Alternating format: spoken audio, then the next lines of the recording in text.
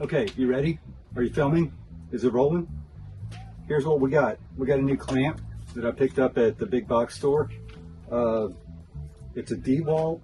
It's called the, I don't see a model number. Is there a model number? I don't see a model number. But it says on here, 825 pounds clamping force. It's a trigger clamp that also has a twist action to apply additional force. And here's what I'm doing. I wanted some additional force. I didn't buy that for this. I bought it because it looked interesting and I needed a clamp because the 175 clamps I have already doesn't necessarily get the job done. I'm doing one of these contraptions for a lounger that this is the last one I'm ever going to make. I've got some reference points on a 45 because I'm going to, you might be able to see over there, I have a domino cut out here, and I'm going to put this stretcher in here in between two of these structures, and so my domino needs to be on a 45, so I want to line up my square and place the domino cutter on there, but I don't want the square to move, as nobody would want. But here's the deal. Let me get this over here near the edge.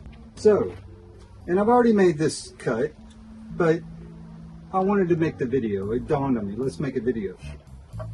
I put my speed square on the mark, and I bring my clamp in, clamp it down as much as it'll go. It's a smaller clamp, so it's not going to put too much force, but then if you need more, you can twist it. You can really put a pretty good clamping force on there, 825 pounds, they say. And then I bring my domino in there, line it up, press it up against my square, which I know won't move because it has pretty good force. Hold it in place, plunge, make the cut. A little bit more about this pad here. It's not a slip-on rubber pad. It's an integrated rubber pad. This is a slip-on pad, and unlike the other pads, maybe this won't come off, even though it's smaller.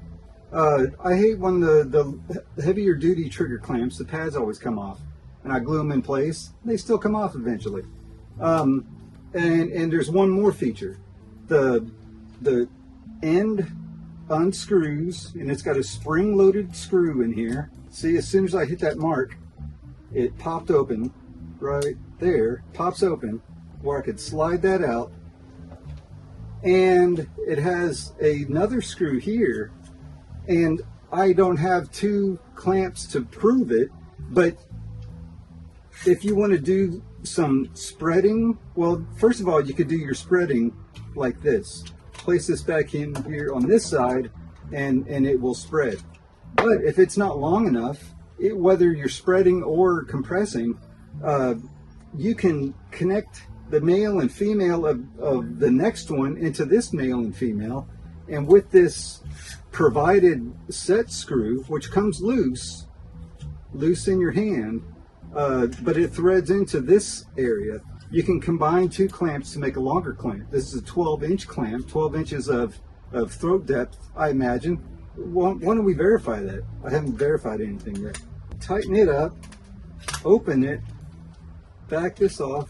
It's got a little rubber stopper here, so you can only back so far, and it gradually puts pressure on the rubber stopper. I have my fast cap tape, which I hate. It opens up to, it looks like right exactly 12 inches. You'll probably get 12 inches out of it. So it's not like 12 and a quarter, 12 and 7/8, but they call it 12 for the sake of numbers. It's right around 12 there. This is opened all the way. Right now it's smooth gliding. It's going to develop some rust, and it's going to develop some friction in there. But right now it's working really smooth. And clamp, apply additional pressure. It's a little more money. It was in the $50 range. I forget exactly what it was. And what are the other 12-inch clamps, the heavy-duty ones? I'm gonna have to look that up, and I'll put some numbers on the screen. Those might be in the $40 range, $39, something like that. And one last thing, there's no decal on this side. I've only had this a week, and I've only used it 5 times. The decal is already coming loose, which I don't care, but I'm pointing it out, that's all. Right now it seems like a good clamp. It's as any clamp, it's going to have its moments. They all have their moments. I didn't want to bring a cabinet type parallel clamp out here to do this. A spring clamp is not going to have enough pressure. The trigger clamp was the answer, and then I thought, well, this actually is going to be pretty good. Squeeze it, apply the trigger pressure, and apply a little more pressure. Not too bad. What do you think? Let me know in the comments. And please subscribe. You gotta subscribe, man. Keep watching to the end. I'm stupid. Anyways, thanks for checking it out, and we'll see you on the next one. More to come soon.